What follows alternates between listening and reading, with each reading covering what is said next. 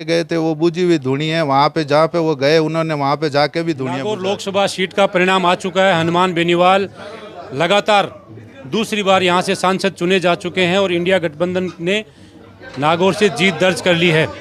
इस जीत में सारथी के रूप में भूमिका निभाने वाले मिर्दा परिवार के चिराग मनीष मिर्दा हमारे साथ हैं, जिन्होंने पूरे चुनाव प्रचार के दौरान हर विधानसभा क्षेत्र में हनुमान बेनीवाल के साथ रहकर चुनाव प्रचार किया था। उनसे जानना चाहेंगे कि जीत के बाद आपकी क्या प्रतिक्रिया है। पहली प्रतिक्रिया बताइए।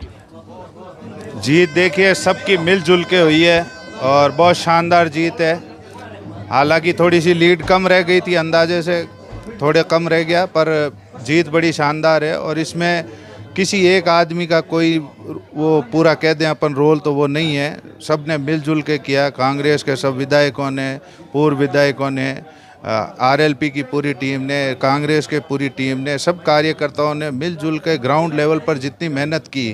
देखिए ये कई लोगों को संशय था कि ये जीत होगी कि नहीं होगी। मुझे ये पोलिंग वाले दिन से पता था कि ये जीत होगी। उसका मैं आपको एक एग्जांपल बताऊं कि पोलिंग वाले दिन जब हम गाड़ियां भेज रहे थे पोलिंग करवाने के लिए, एक गांव से मेरे पास फ़ोन आया कि गाड़ियां अभी तक पहुंची नहीं है। मैंने उनको थोड़ी देर में कंफर्म करके गाड़ियां फ़ोन करके वापस बताया, मैं गाड़ी पेट्रोल पंप पर ही खड़ी है, गाड़ी में तेल भरते ही आपके पास पहुंच जाएगी। जितने उस गांव के सरपंच का 10 मिनट बाद मेरे पास फ़ोन आता है कि गाड़ियां की ज़रूरत नहीं है, हमने तो पूरे वोट वैसे ही डलवा दिए, डाणी डाणी में ले जा के डलवा दिए। तो जनता जब ऐसे वोट डलवाती है, जनता जब ऐसे चुनाव लड़ती है, तो फिर उसके सामने कोई ताकत नहीं टिक सकती है, चाहे वो राज्य सरकार की ताकत हो, चाहे वो केंद्र सरकार की ताकत हो। और मैं एक और चीज़ कहना चाहूँगा कि ये जो सब कह रहे हैं कि आमने सामने किसी ने चुनाव लड़ा, तो चुनाव तो सिर्फ हमने लड़ा, वो सामने वाले तो सिर्फ कैंडिडेट थे, वो तो बीजेपी की तरफ से तो उनको पूरा सपोर्ट था।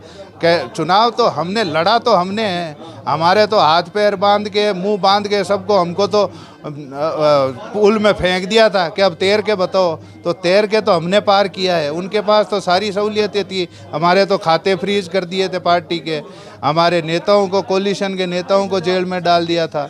हमारे साथ तो जितनी वो कर सकते थे वो सब उन्होंने जोर लगा आजमाइश कर दी, फिर भी हम इतनी सीटें निकाल करके लाए हैं। और ये जो पूरा का पूरा उठाव आया है वापस इंडिया गठबंधन का, बहुत ज़बरदस्त माहौल है। आपके राजनीतिक जीवन का पहला चुनाव था, सक्रिय राजनीति का। क्या महसूस करते हैं कि आगे राजनीति में आगे बढ़ने की चांसेस है और क्या उम्मीद है आपको?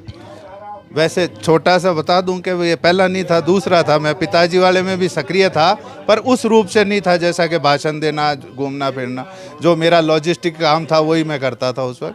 पर ये चुनाव वाकई में जनता ने जिस तरह से साथ दिया है, जनता ने ही ये चुनाव लड़ा है।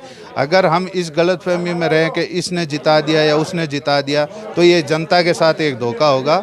और ये वाकई में जनता ने चुनाव लड़ा है, जनता का ही पूरा का पूरा सहयोग रहा है। जनता अगर साथ नहीं होती तो ये 4-4 बजे तक, 3-3 बजे तक मीटिंगें करना पॉसिबल ही नहीं है, जो हमने किया था वहाँ पर। इस चुनाव में हनुमान बेनीवाल के साथ आप लगे हुए थे।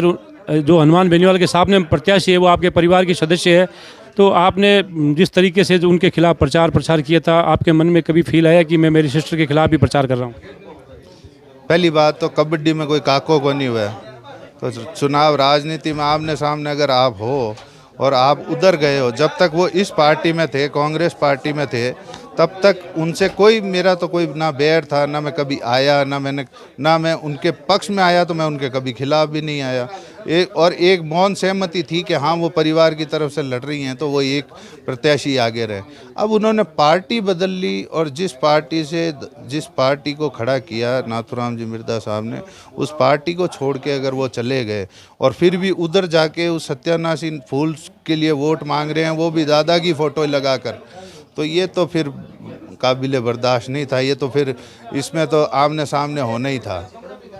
जिस तरीके से कांग्रेस ने वापस कमबैक किया है, राजस्थान में नहीं पूरे हिंदुस्तान में, खासकर यूपी में जिस तरीके से इंडिया गठबंधन ने सफलता हासिल की है, उसको देखकर क्या कहेंगे? और जिस तरीके से रिछपाल जी मिर्दा ने कांग्रेस छोड़ते ही वहाँ जाकर कहा था कि ये तो बुझी हुई धुनी है, इसके बारे में आप क्या कहेंगे? वो कांग्रेस को यहाँ से निकलते हुए कह के गए थे वो बुझी हुई धुनी है, वहाँ पे जहाँ पे वो गए उन्होंने वहाँ पे जाके भी धुनियाँ बुझा दी। तो उनका तो खैर कोई बात का सेंस नहीं है। पर आपने जो कांग्रेस का सवाल पूछा, ये कांग्रेस का सवाल, ये रिवाइवल होना ही था। ये रिवाइवल इसलिए होना था क्योंकि देखिए, जब बिना स्वार्थ के लोग जुड़ना शुरू हो जाते हैं आपसे, ये जब से राहुल गांधी जी की ये भारत जोड़ो यात्रा, न्याय यात्रा जो हुई थी दोनों, उसमें उस यात्राओं से लोग मन से जुड़ने लग गए। मन से इसलिए जुड़ने लग गए कि उनको कोई लोभ लालच कुछ नहीं था। अब जैसे मैं बड़ी बात नहीं करूं, मैं खुद का भी एग्जांपल दे दूं, टिकट नहीं भी मिला तो हम बिना स्वार्थ के साथ थे, कोई बात नहीं, इंडिया गठबंधन में साथ हैं। किसी को कुछ, हम विचारधारा से जुड़े हुए लोग हैं, किसी को कुछ मिलेगा, टिकट मिलेगा, ये मिलेगा, इनाम मिलेगा, उसके चक्कर में नहीं आए। हम बिना स्वार्थ के पार्टी के साथ जुड़े और दिन रात एक किया पार्टी के लिए। और मेरे जैसे हजारों लाखों करोड़ों कार्यकर्ता हैं जो साथ में लगे थे, जिन्होंने वापस इस पुरानी पार्टी को वापस एक उठाव दिया है। तो ये थे मनीष मिर्धा, जिन्होंने इस लोकसभा चुनाव में हनुमान बेनीवाल के सारथी के रूप में काम किया था और हर विधानसभा चुनाव के प्रचार में उनके साथ देखे गए थे। और इनका ये कहना है कि ये विचारधारा की जीत है, आम जनता की जीत है। अब देखते हैं कि नागौर के सांसद बनकर हनुमान बेनीवाल अब नागौर के लिए क्या गुल खिलाते हैं। सहयोगी रफ़ीक के साथ हनीफ खान, नागौर।